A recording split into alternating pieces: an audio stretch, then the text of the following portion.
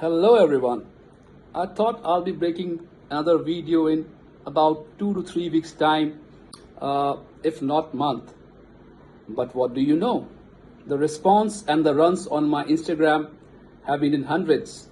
On my YouTube channel, which is not yet advertised, is still running around, in dozens, which pleasantly surprised me. And here I am with another video. The topic that I want to engage in today is how to crack that all-important interview code. I want to underline the points that I'm making provides you with that cutting edge only if you have skill set, knowledge and confidence. So let us delve into the domain of interview screening. I've been taking interviews for past 22 years. So all this is spin-off from that experience that I have over a period of time. First and foremost is attire. Your appearance matters most. You may have heard the old adage, first impression is the last impression. Well, that may not be entirely true, but one thing is given, that you can score brownie points if your personality is pleasing and if you be the part. Again, I may not have deep dive into this segment, but past couple of days I've been having discussions with people from different walks of society, which compelled me to touch a little bit in this area too. So few minor hacks. First and foremost, in terms of attire, is the white shirt. White shirt is a definite winner and one that you need to have in your wardrobe. And make sure you flaunt it in the interview. Personally, I like sky blue too, and if you have it, you can perhaps wear that as well. But both these white and sky blue shirts could give you that confidence in the interview as well as give you that professional look, like you be the part. Second, keep your hairs well combed. And if you are clean shaven, make sure that you shave. If you have a beard, make sure that you trim it. Last and most important, wear dress shoes.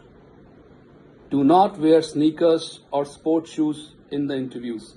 I have personally seen people rejected because of that. Second, job description. This is my second point. And this is something that I have a lot of frustrations with. Most candidates that I have come across comes without reading the job description, i.e. JD, or if they have read it, they do not absorb the entire content. So my strong recommendation is to read the JD at least 3 times.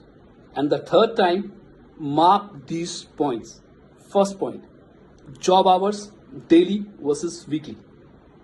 Skill set and certification required, your own input vis-a-vis expectations.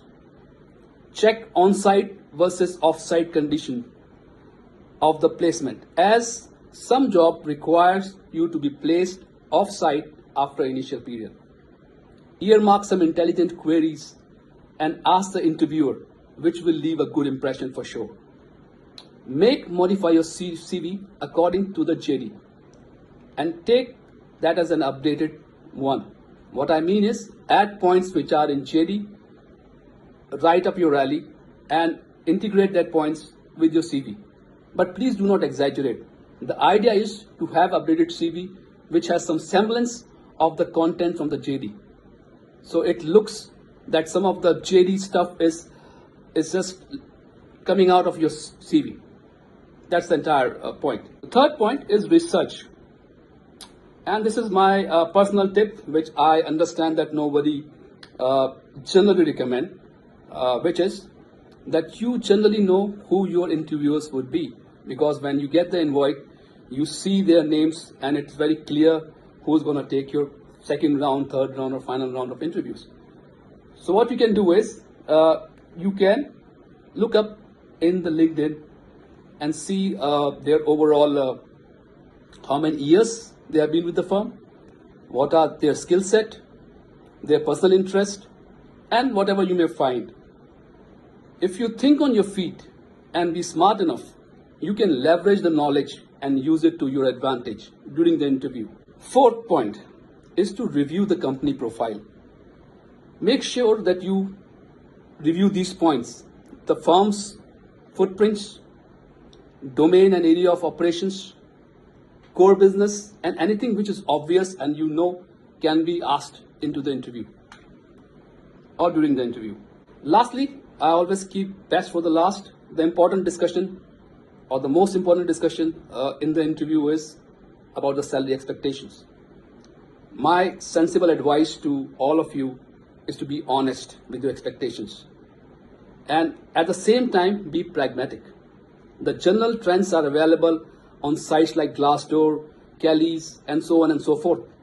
You can check that before going to the interview, and based on that, raise your expectations, which again looks intelligent and smart. Do remember, absurd expectations ruins a great interview discussion. I can also tell you how to negotiate smartly, but that depends on person to person, and you may need to connect with me on my Instagram handle. So that were the 5 points which I've clearly provided. As always, I'll want to close down with a nugget, a golden nugget. That is, dream is not which you see while sleeping. It is something that doesn't let you sleep. I want all of you to hold that thought. And with that, adios, salute.